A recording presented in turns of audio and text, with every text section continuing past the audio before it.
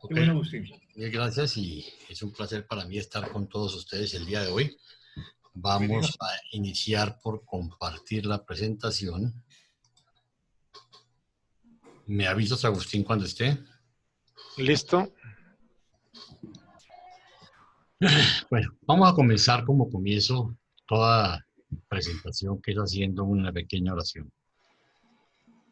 Amado Padre Celestial, querido Señor, humildemente nos inclinamos ante ti para darte gracias por este privilegio que nos das de dirigirnos a estos hermanos de todo el mundo realmente, porque hoy a pesar de que es el Congreso de Monterrey, México, tenemos audiencias en diferentes partes de América Latina y de otras partes del mundo.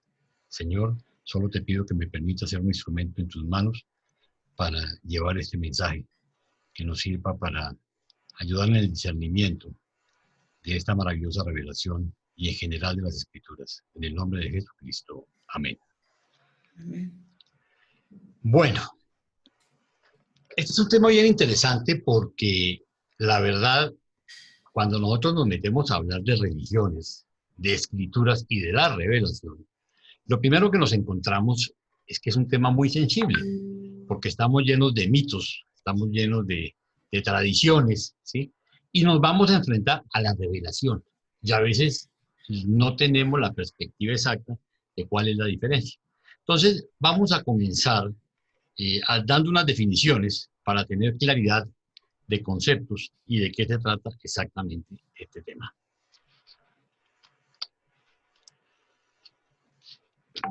Un segundo que no me está corriendo el...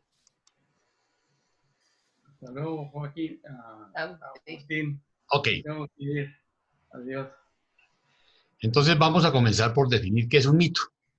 La definición dice que es una historia fabulosa de tradición oral que explica, por medio de la narración, las acciones de seres que encarnan de forma simbólica fuerzas de la naturaleza, aspectos de la condición humana, etc.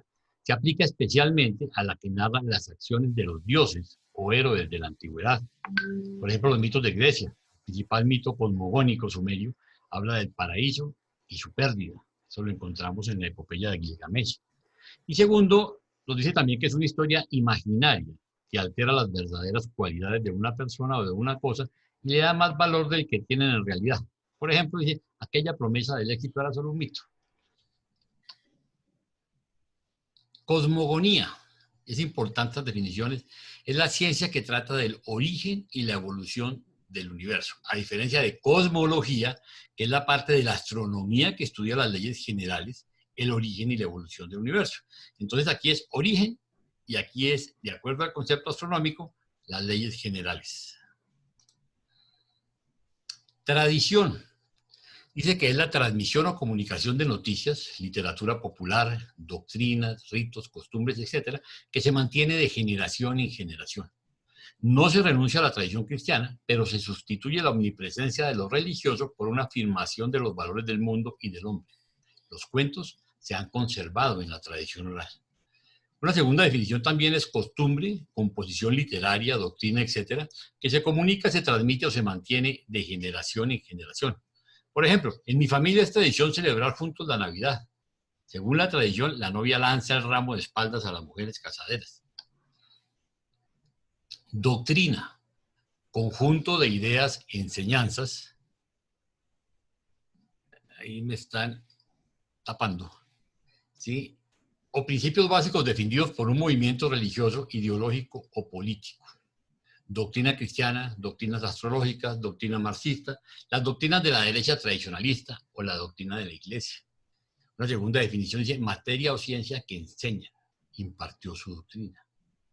Historia, disciplina que estudia y expone, de acuerdo con determinados principios y métodos, los acontecimientos y hechos que pertenecen al tiempo pasado y que constituyen el desarrollo de la humanidad de sus orígenes hasta el momento presente. Vemos historia contemporánea, historia moderna, historia medieval, historia del arte, historia de la música, de la ciencia, historia de la teología. Exégeta, persona que expone o interpreta un texto, especialmente en la Biblia. Es muy importante porque estos son personajes que interpretan los textos bíblicos. Paleografía, técnica que consiste en leer los documentos, inscripciones de textos antiguos y en determinar el lugar del que procede y el periodo histórico en que fueron escritos. Y esto sí que es importante porque nosotros encontramos a través de la historia muchos documentos, inscripciones y textos que no se sabe el origen ni la época en qué periodo histórico realmente fueron escritos. Entonces necesitamos mucho de estos personajes, de los paleógrafos. Doxografía. Es una palabra a veces que no es muy común, dice que es una rama de la literatura que comprende aquellas obras dedicadas a recoger los puntos de vista de filósofos y científicos del pasado sobre filosofía, ciencia y otras materias. Cronología. Ustedes dirán que esto es muy sencillo, pero miren qué está sucediendo. Dice, parte de la historia que se encarga de la datación y ordenación de los hechos históricos. Datación de un hecho y ordenación en el tiempo en función de la fecha en que se produce.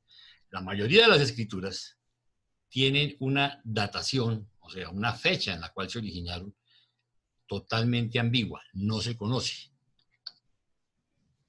Antropomorfismo.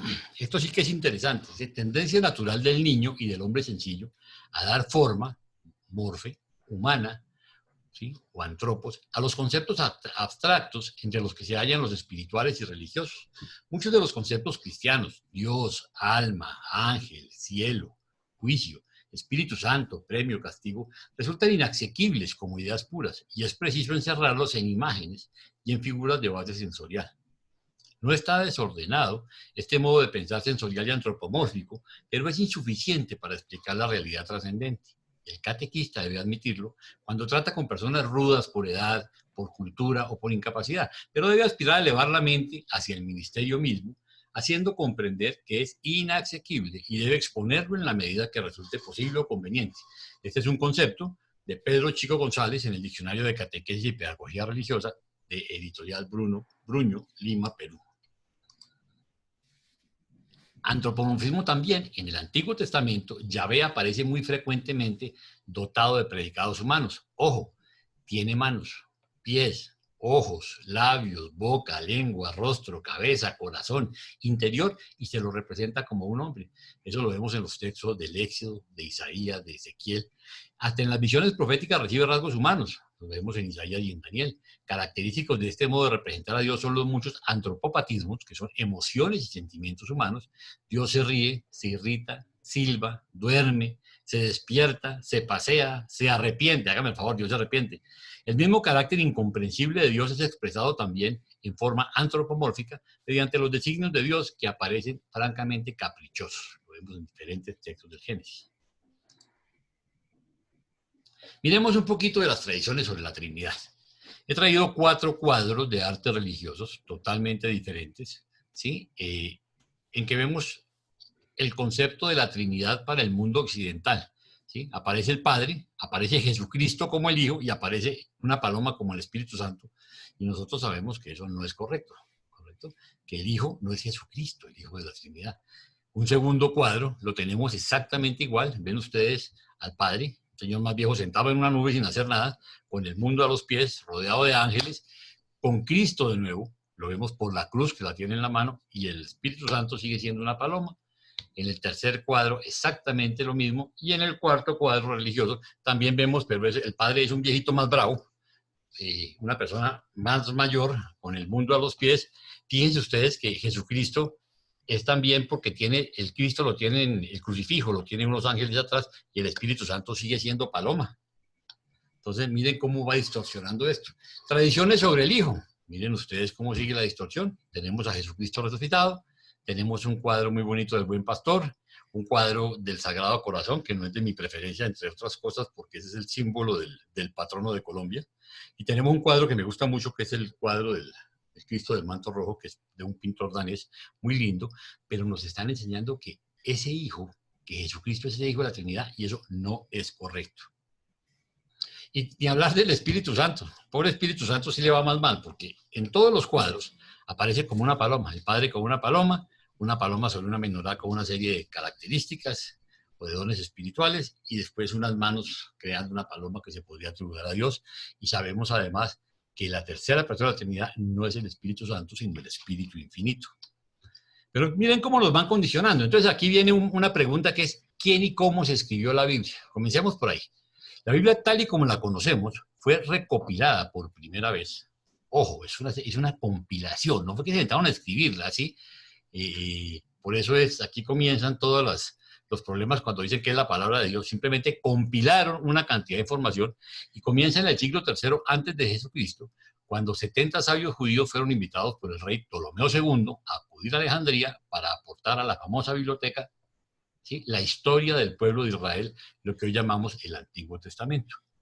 Durante meses pusieron por escrito la memoria de miles de años del pueblo de Israel, desde Adán hasta Moisés, incluyendo los libros históricos, sapienciales y proféticos. Y aquí yo quiero llamar su atención sobre algo. Fíjense que el pueblo de Israel, de acuerdo a esto, comienza en Adán, ¿sí?, hasta Moisés, incluyendo unos libros puntuales, históricos, sapienciales y proféticos. Y ese trabajo se tradujo del arameo y hebreo antiguos al griego, y así nació la llamada Biblia de los 70, ¿sí?, o alejandrina, también llamada Septuaginta, en la que se basa el texto cristiano actual. Una recopilación hebrea de la historia del pueblo de Israel, llamado texto masotérico, que es tradición en hebreo, se hizo en el siglo IX después de Cristo. Es la versión hebraica que no incluye el Nuevo Testamento, es el famoso Tanaj, ¿sí? El Nuevo Testamento y la recopilación de los evangelios que retrataron la vida de Jesús tuvo numerosas fuentes y autores. El papiro más antiguo del Nuevo Testamento es un fragmento de Juan que data los años 125 a 130 de la era cristiana. Sin rastro físico, de aquellos originales de la Biblia alejandrina, al igual que los textos de los filósofos griegos presocráticos, no hay ningún rastro físico. Todo aquello se esfumó debido a los saqueos, incendios de la legendaria biblioteca, pero también debido a su débil soporte de transmisión. El papiro, la vitela y el cuero no resisten el paso del tiempo. Lo mismo sucedió con los escritos evangélicos. ¿Cómo sobrevivió ese conocimiento entonces? Durante años se han hecho miles y miles de copias de copias. Sin embargo, esto produjo una duda hermenéutica, que quiere decir la explicación o interpretación. Dice, los textos antiguos fueron copiados por batallones de escribas, frecuentemente en los monasterios, y sufrieron numerosas afrentas que van desde la simple falta de ortografía o de atención del copista hasta corrección doctrinal y voluntaria en los manuscritos de la Biblia. Como cada copia siempre tenía algún error de interpretación o de transcripción, la paleografía cristiana se ha esmerado en comparar copias con otras copias para recomponer un texto lo más parecido al original. ¿Se había hecho un buen trabajo o había pasajes falsos o equívocos? ¿Estaban los cristianos de todo el mundo confiando en unos textos erróneos? Aparecen los famosos manuscritos del Mar Muerto. ¿Cuál es la historia? Dice, dos pastores beduinos penetraron por error en 1947 en una cueva en busca de una cabra perdida y descubrieron los antiguos rollos encerrados en vasijas. Y se desató una de las disputas paleográficas más fascinantes de la historia. Recordemos que la paleografía es la ciencia que estudia documentos antiguos, ¿sí?, y que tratan de datarlos, de ver más o menos en qué fecha se escribió. Y estos rollos contenían extractos de pasajes enteros de los libros de la Biblia. Se les denominó los rollos del Mar Muerto. Procedían del año 150 a.C. hasta el 70 después de Cristo. Muy pronto surgieron teorías curiosas sobre su contenido. Unos afirmaban que estos textos daban una vuelta a los textos sagrados, los cuales habrían sido deformados a lo largo de los siglos por la historiografía cristiana. Otros añadieron que la Iglesia no quería dar a conocer su contenido, pues contenían reveladores contradicciones sobre Jesús. Los hubo que dijeron que era el mejor testimonio del Nuevo Testamento, hasta que Jesús formó parte de la comunidad de los esenios, una secta enigmática que había escrito y guardado esos textos en vasijas. Nada de eso es verdad.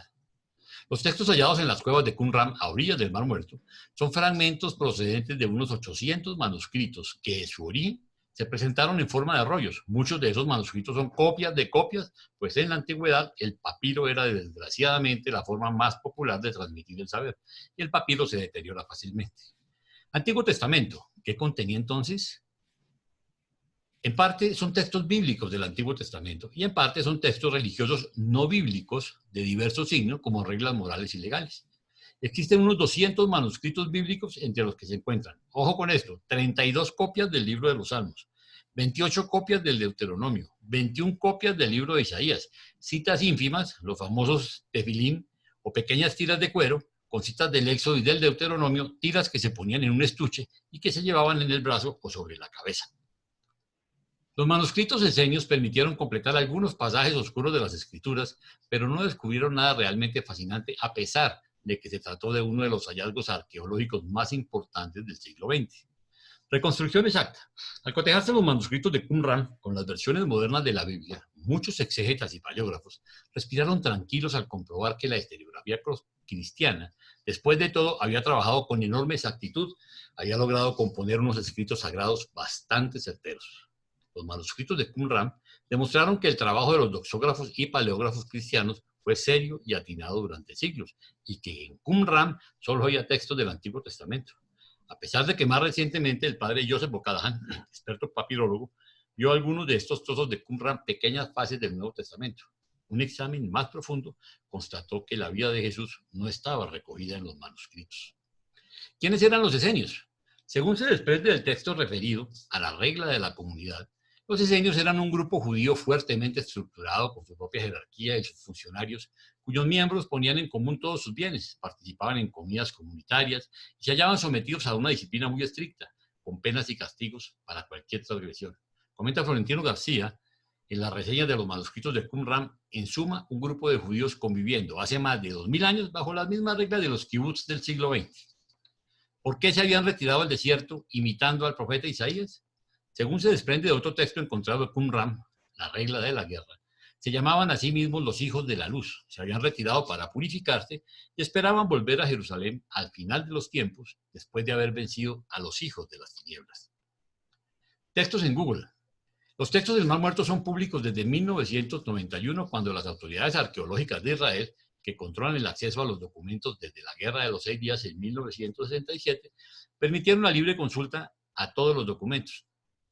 Desde esa fecha se han ido fotografiando y desde hace pocos años se podían consultar en Internet en este formato. Pero ahora con Google se pueden consultar de una forma mucho más cómoda, digitalizados, y además Google Maps aporta la localización exacta de aquellos manuscritos.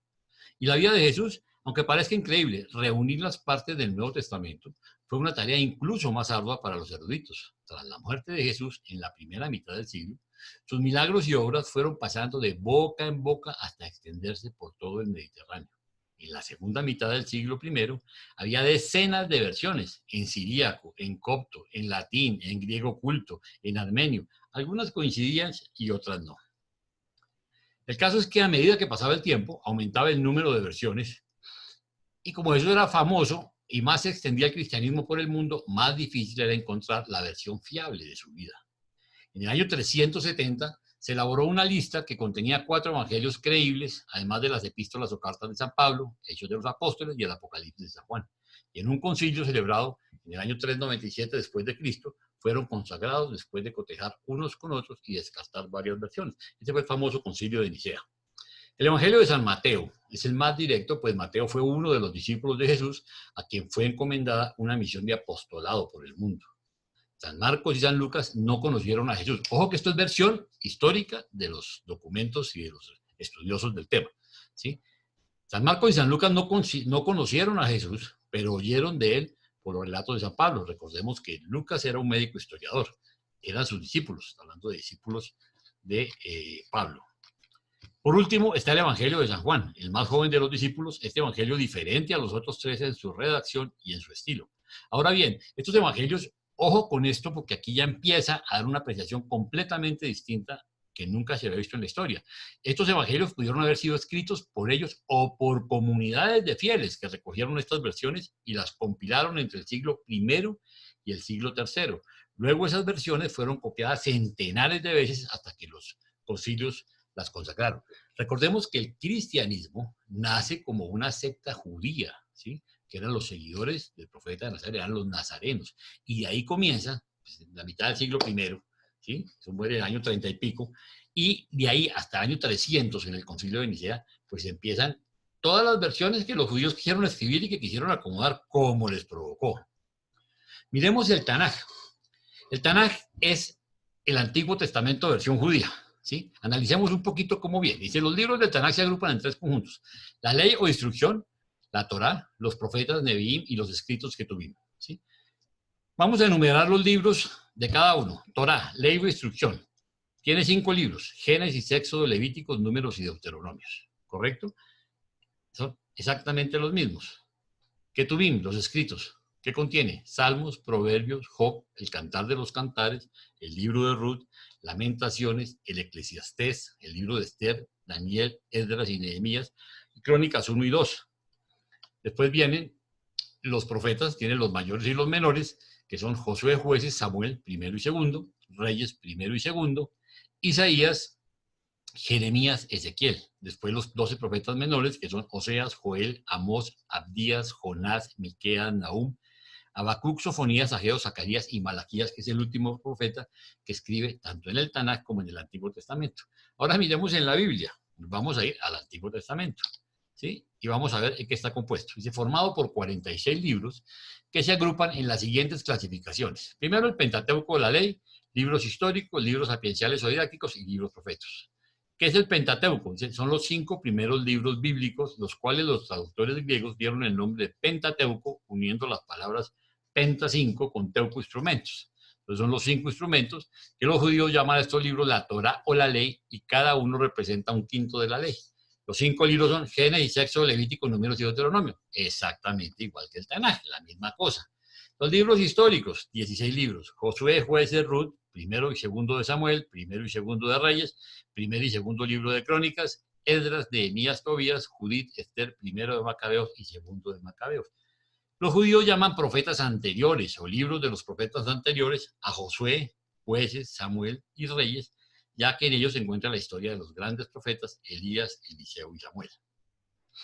Libros sapienciales o didácticos, son 7. Y miren ustedes, aquí hay algo interesante. Job, Salmos, Proverbios, Eclesiastés, Cantar de los Cantares, Libro de la Sabiduría y Eclesiástico, que también se conoce como Siráside. No es el mismo Eclesiastés, ¿sí? Es una cosa interesante. Hay Biblias que unen a Jeremías con Baruch y señalan las lamentaciones como escritas por Jeremías. Libros proféticos son 18, de nuevo. Isaías, Jeremías, Baruch, Lamentaciones, Ezequiel. Estamos hablando del Antiguo Testamento, ¿ok?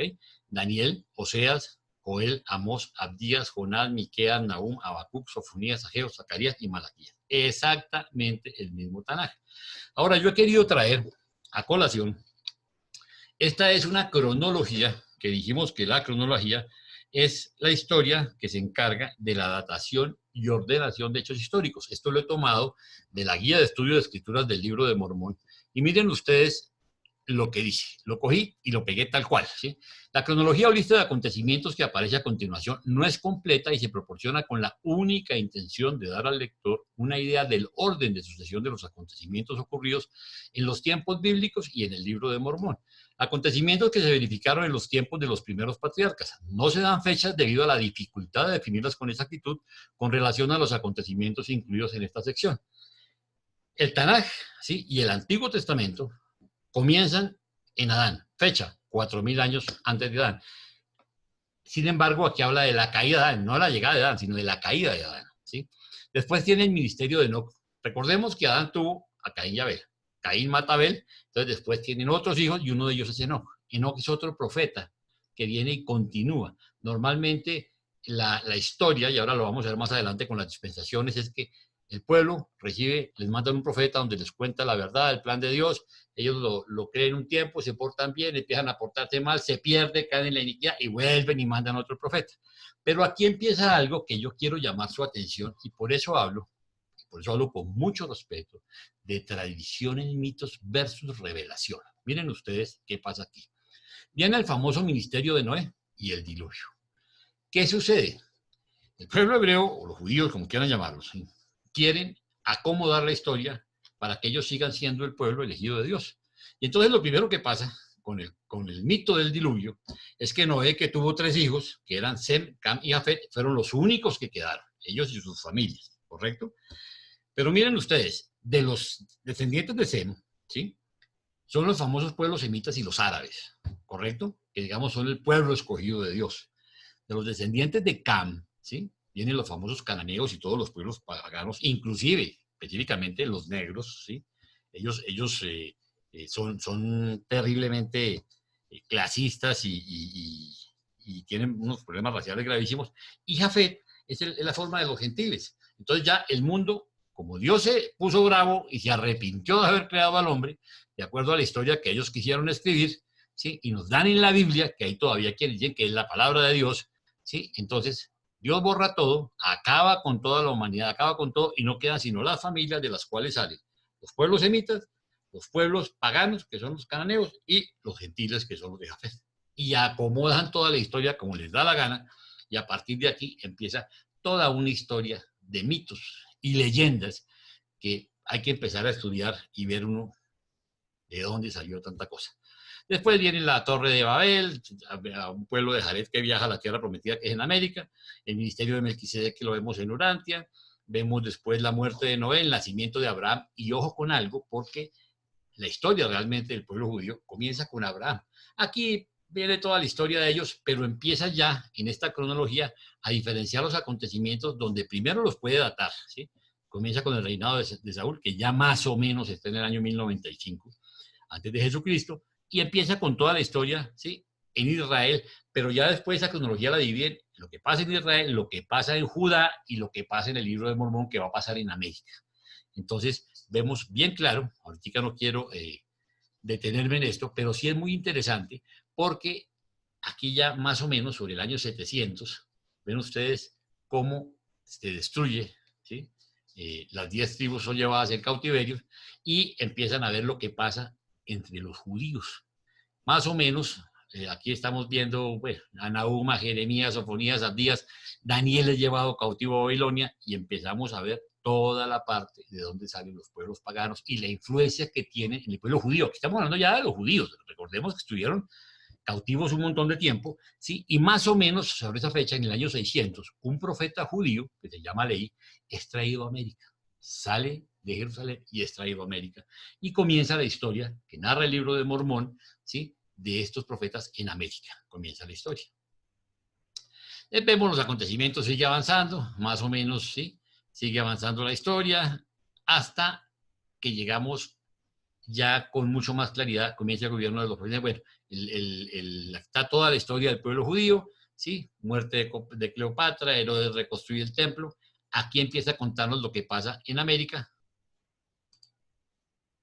Y vemos algo que es bien interesante.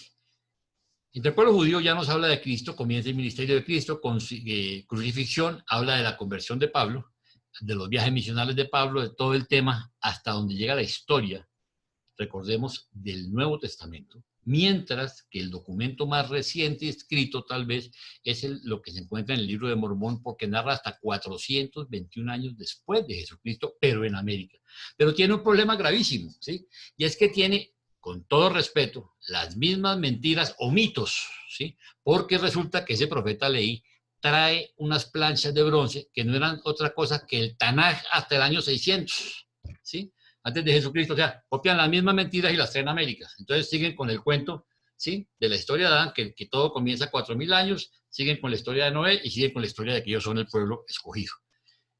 Miremos algo que es muy interesante, que es un tema que me parece que es importante tenerlo claro. ¿Qué son las dispensaciones? La dispensación es una época en que el Señor tiene en la tierra por lo menos un siervo autorizado que posee el santo sacerdocio. Y aquí empiezan a condicionar un sacerdocio, ¿sí? Para dar revelación. Y yo respeto mucho eso. Vamos a referirnos a lo que dicen las Escrituras. Primera dispensación, Adán, ¿sí? Porque la historia comienza con Adán. La segunda, Enoc, después Noé, es el tema del diluvio, y después Abraham, y aquí sí comienza la historia del pueblo judío. A partir de Abraham, después viene Moisés, que ustedes saben la historia, que es un profeta importantísimo. Después viene Jesucristo y sabemos lo que le pasó. De acuerdo a los mormones, después viene José Smith, que restaura la iglesia, y otros han dado comienzos a nuevas dispensaciones. Ahora, hay una cosa que es muy importante tener claro, y es cuando el Señor organiza una dispensación, revela el Evangelio nuevamente, de manera que la gente de esa dispensación no tenga que depender de las anteriores para conocer el plan de salvación. Y ese concretamente es el caso de Urantia. ¿Por qué? Porque primero ha pasado mucho tiempo, entonces la historia es más larga. ¿Correcto? Entonces, Enoc, de acuerdo a esto, no necesitaba lo que contaba Adán porque él tenía más fresca la historia, Noé la tenía más fresca, Abraham la tenía más fresca, Moisés la tenía más fresca, Jesucristo viene a revelarnos al Padre, ¿sí? Entonces, lógicamente, nos da toda la información y ahí está dando desde que se origina la humanidad hasta 2000 años, hasta hace 2027 años, exactamente. ¿Sí? Y vamos a ver qué nos enseña Urantia. Aquí tenemos el Nuevo Testamento.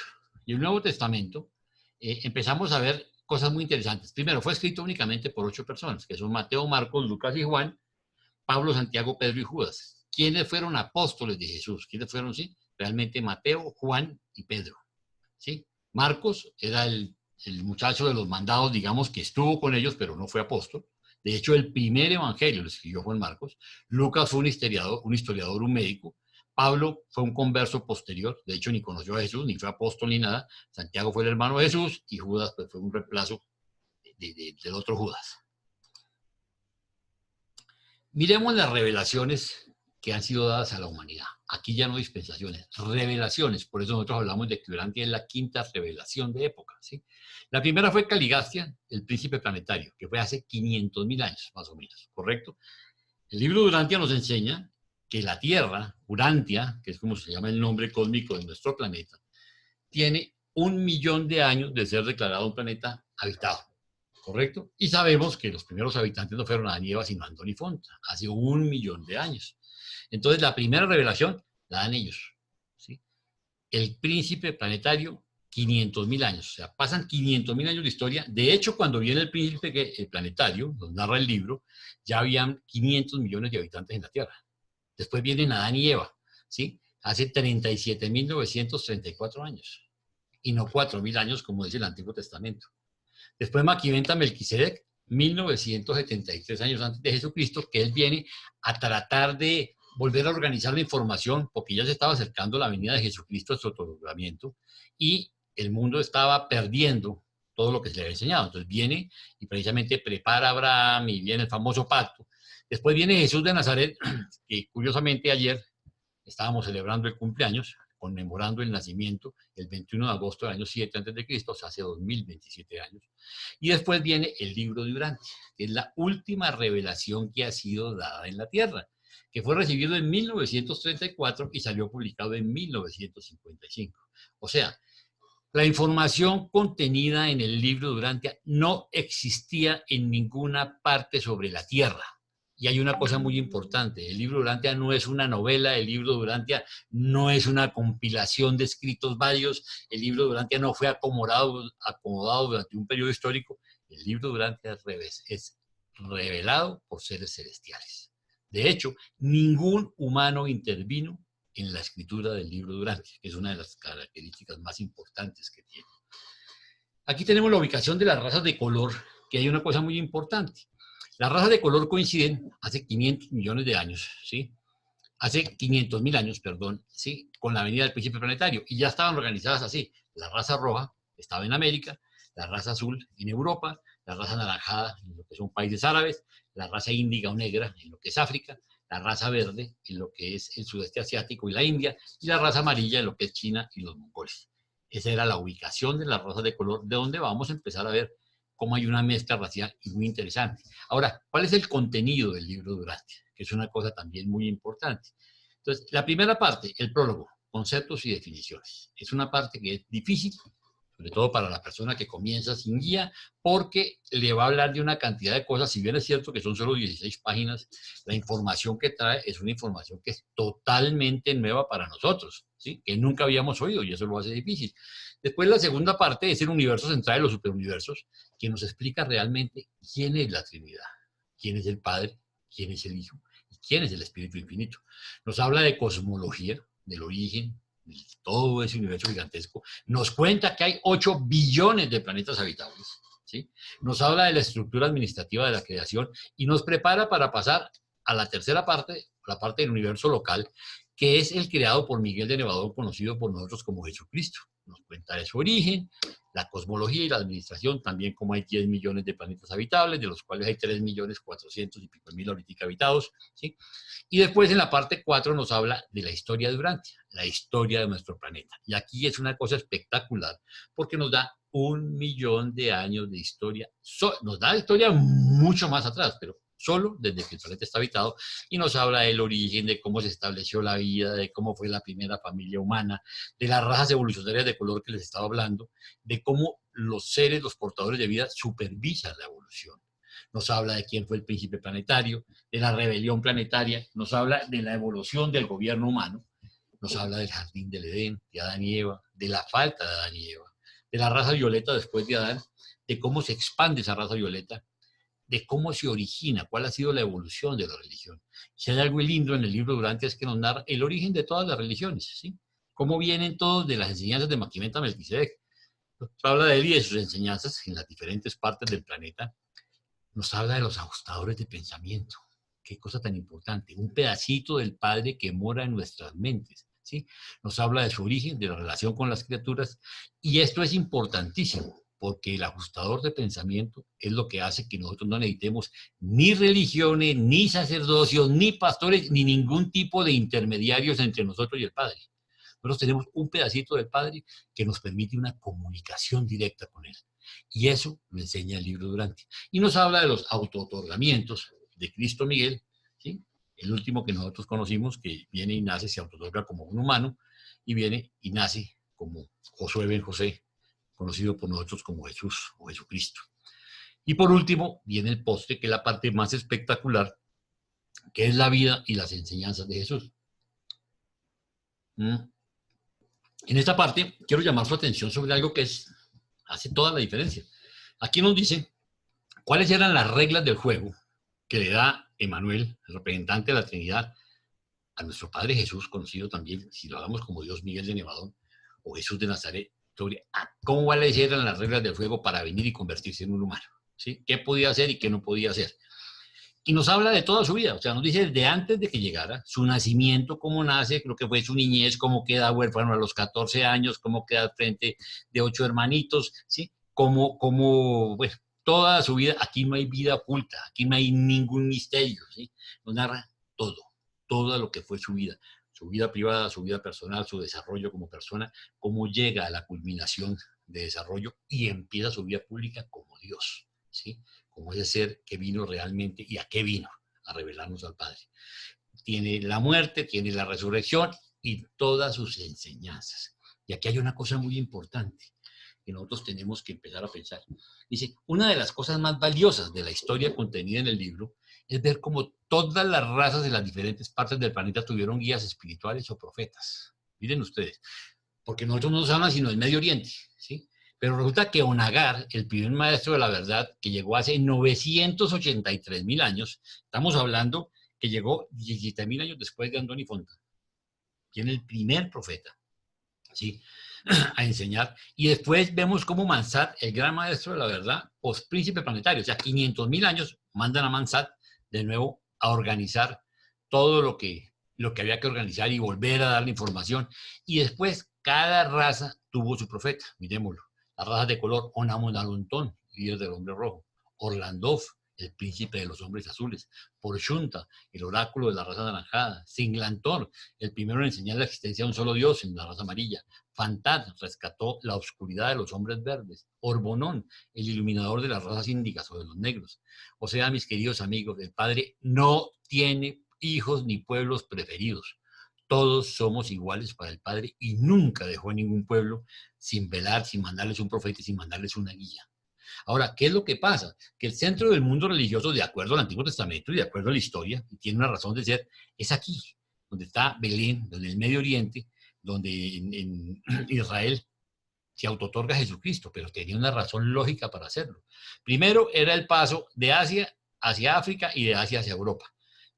Pero además, aquí estaba en los principales puertos, ¿sí?, que cubrían el Mediterráneo, donde este pueblo judío, ahí sí ya los hebreos, eran unos comerciantes impresionantes y tenían, digamos, redes de distribución de mercancías por todo el Mediterráneo y por todo el mundo, y eso hace que sea la zona ideal para que ese evangelio fuera predicado y para que se llevara el mensaje por todo el mundo. Entonces, históricamente, este es el centro geográfico del mundo, pero eso no quiere decir que nuestro Padre haya olvidado algún pueblo o que sea únicamente como nos quisieron pintar la historia, entre otras cosas porque el mito del diluvio universal fue aquí, en esta época, porque aquí está Mesopotamia, y era en la parte baja de la Mesopotamia, donde supuestamente viene la historia del diluvio, y desde aquí supuestamente el Señor borra toda la humanidad, se acaban todos los pueblos y no queda sino Sem-Cam y sus familias, y se inventan toda la historia, donde de nuevo salen, los semitas eran el pueblo escogido, que eran los pueblos árabes y los judíos, ¿sí?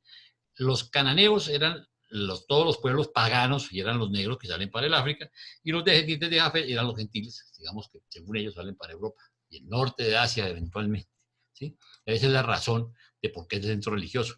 Ahora, la religión de Jesús estaba totalmente basado en el vivir de su vida autootorgador en la tierra. Cuando Jesús partió de este mundo, ojo con esto, Jesús no dejó libros, leyes ni otras formas de organización humana que afectaran la vida religiosa del individuo. Los que se inventaron el cristianismo, y específicamente fue Pablo de Tarso, que ni siquiera fue apóstol de Jesús, y empezaron a hacer un objeto de adoración de Jesucristo y se olvidaron del mensaje de Jesucristo.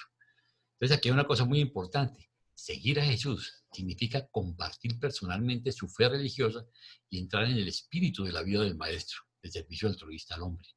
Una de las cosas más importantes del vivir humano es descubrir qué creía Jesús, cuáles eran sus ideales y luchar por alcanzar este propósito excelso de la vida.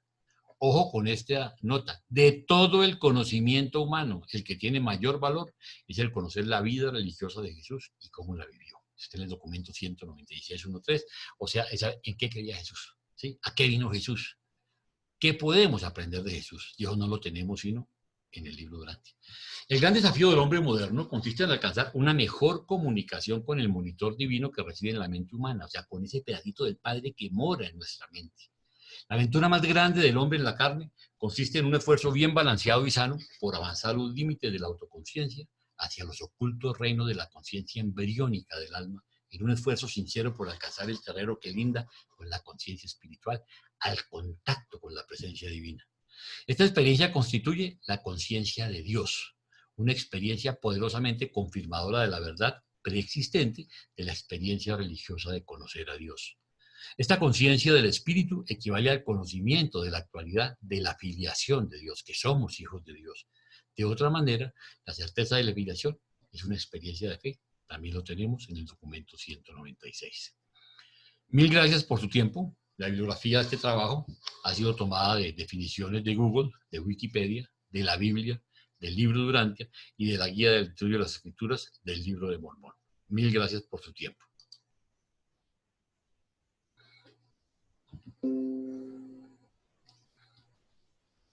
No sé, mi querido Agustín, si hay alguna inquietud.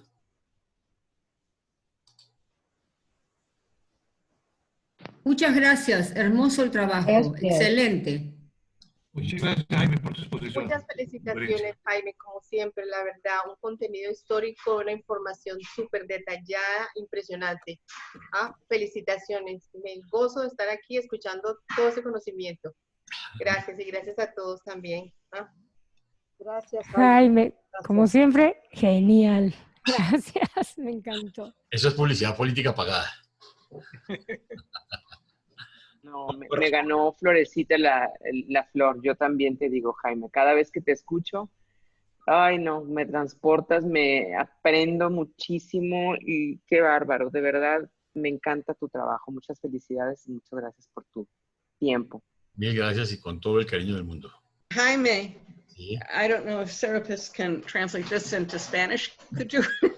That is one of the most amazing talks I've ever heard in my life. Who are you? I am only another reader of the Durantia book. Wow.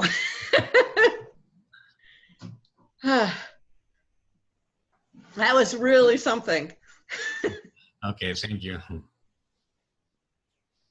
¿Alguna inquietud? Esta presentación está disponible. Si alguno de ustedes la quieren, pueden coordinar con Agustín y con el mayor gusto se la enviamos. Le enviamos el documento en PDF, porque creo que hay aspectos que vale la pena consultar, sobre todo con el tema de los mitos. Mire, yo quiero ser muy respetuoso con el tema de la Biblia, de las escrituras antiguas, no solo de la Biblia, porque todas las escrituras antiguas, ¿sí? Las escrituras antiguas están llenas de mitos y nosotros tenemos que entender, con todo respeto, y yo no quiero quitarle el valor que tiene la Biblia, porque la Biblia ha sido la brújula, la guía espiritual de la humanidad por más de 2000 años, y mal haríamos nosotros en decir que eso no ha sido así. Pero hay algo que sí tenemos que ver, es que dejar de mitificarla y entender que en el libro Durantia tenemos toda la historia completa y corregida, por el cual no necesitamos más libros históricos, ni más libros religiosos, ni a nadie, ¿sí? Y lo más importante, entender que la religión que enseñó Jesús fue la religión de la experiencia personal, y esa la logramos es en la medida que seamos capaces de lograr nuestro contacto con el ajustador de pensamiento que tenemos todos y con el espíritu de la verdad, para que empezamos a vivir los principios que nos enseña el libro. Y realmente, ¿cuándo hacemos la voluntad de nuestro Padre? En la medida que seamos capaces de transmitir este mensaje a nuestros hermanos, de contarles. Mire, yo siempre le digo a la gente, ustedes olvídense que nosotros no tenemos que convencer ni que convertir a nadie que esto es verdad. Tenemos es que darlo a conocer, de decirle, mire lo que hay, esta es la última revelación que ha sido dada en la tierra. Aprovéchela, conózcala. Ya si la persona quiere, si la persona está preparada o no está preparada, ese no es problema nuestro. Dejemos que el espíritu de la verdad, dejemos que los ajustadores hagan el trabajo. El nuestro es conocerlo, vivirlo y contar, transmitir ese mensaje. Eso es todo. ¿Algún comentario? ¿Alguna pregunta? Gracias. El libro de Urantia es impersonal y atemporal, y lo único que tenemos que hacer es entregarlo, y que cada cual, de acuerdo a sus niveles, lo vaya interpretando y lo vaya viviendo. Así Más es. nada. Así es. Yo quiero agradecerte, Jaime, muchísimas gracias. Realmente la forma en que expones la pasión que se siente es la que nos apasiona también a nosotros, y es una manera hermosa de compartir. Te agradezco de corazón y me gustaría muchísimo tener todo este audio y la presentación para poder dar a conocer a muchas personas. Sí, la voy a poner en redes, tanto, bueno, todo esto se está grabando en TV Urantia, pero también tengo la pura plática de Jaime separada, para quien la quiera también está disponible. Y aparte, sí, yo creo que hay que compartirla. Justamente hay que compartir con las personas que tienen esa inquietud que nosotros hemos tenido en su momento, y son luces maravillosas que nos das. Muchísimas gracias. Con mucho gusto. Laura de México. Sí, desde luego agradecerle a Jaime, me encantan sus presentaciones, estoy súper emocionada, con nudo en la garganta y todo. Jaime, muchas gracias, muchísimas gracias, y no es publicidad pagada, gracias. Gracias, Laurita. Porra. ¿Alguien más? Jaime, sí. Yo quiero hacerle una pregunta, pero es un poco personal, para ver qué opina usted. Si Jesús hubiera aceptado la invitación que le hizo Ganit para ir a la India, ¿habría cambiado mucho la religión que ahí se practica en la India? Usted debe haber estudiado cómo se han formado religiones. Yo sé que son de las enseñanzas de Melquisedec que se originaron, pero la India tiene muchos millones de habitantes y la mayoría creen en la transmigración de las almas, creen en la reencarnación, y hubiera hecho una muy buena labor el hecho de que Jesús haya ido a la India. A ver, mi querida Diana, lo que sucede es lo siguiente. Nosotros no podemos entrar al reino de la especulación, ¿sí? Porque es que la misión de Jesús no era ir a la India, sino puede estar segura que él hubiera ido. Pero sí fue muy triste que ninguno de los apóstoles o de los misioneros de Melquisedec hubieran llegado a la India, o tal vez los que llegaron ya estaba distorsionado de nuevo el mensaje, producto de esa forma de contarlo, que era la tradición oral. Acuérdense que hay una historia del teléfono roto, ¿no? Que yo les echo a ustedes una historia y se va cada vez que se vuelve a contar, se va alterando hasta que lo que llega es nada. Ahora, yo sí les quiero dejar una inquietud. Más que qué hubiera pasado si se hubiera predicado en la India o en N sitios, piensen en la responsabilidad que tenemos nosotros, porque nosotros hoy todavía podemos predicar. Y una de las formas de predicar es ayudemos a que el libro de Urantia sea traducido a todos los idiomas, por ejemplo, que están en la India. ¿Ustedes saben cuántos idiomas hay solo en la India? Más de 50 lenguas. ¿Sí? O sea que no es simplemente el tema del inglés. ¿Cuántos idiomas, cuánta gente preparada tenemos que tenga, primero, el suficiente conocimiento? Segundo, el suficiente amor para ir a escuchar y no a pelear o no ir a tratar, de nuevo, que es el error más grande que cometemos todos, que es ir a tratar de convertir o de convencer a los señores que están pensando en la reencarnación y en la transmigración y en N filosofías, ¿sí? de las religiones que se viven allá. Entonces, la forma en que podemos hacer nosotros el trabajo que hubiéramos querido que hubiera hecho Jesús allá es nosotros tenemos esa responsabilidad. Hagamos que llegue el libro Durante allá, a todos esos pueblos en la India y en Asia, porque es que son N pueblos, es que Asia es gigantesco, ¿sí? Y nosotros, miren ustedes, a pesar de la gran labor que se está haciendo con las traducciones del libro Durantia, ¿cuánto nos falta? Por eso recordemos que el libro Durantia fue dado para los próximos 1000 años. Miren la tarea que tenemos, pensemos en cuánto de la vidita que nos queda, no sé cuántos años, 10, 20, 30, que nos queden sobre la tierra, ¿qué es lo que vamos a hacer para ayudar a nuestro Padre Miguel a dar a conocer, a revelar a ese Dios amoroso que es realmente nuestro Padre Celestial? Esa creo que es, Diana, realmente la respuesta que te podría dar, porque lo demás es entrar a especular. Muchas gracias, Jaime. Tienes toda la razón. ¿Alguien más? Bueno, les quiero anunciar que para mañana entonces comenzamos a las 10 de la mañana.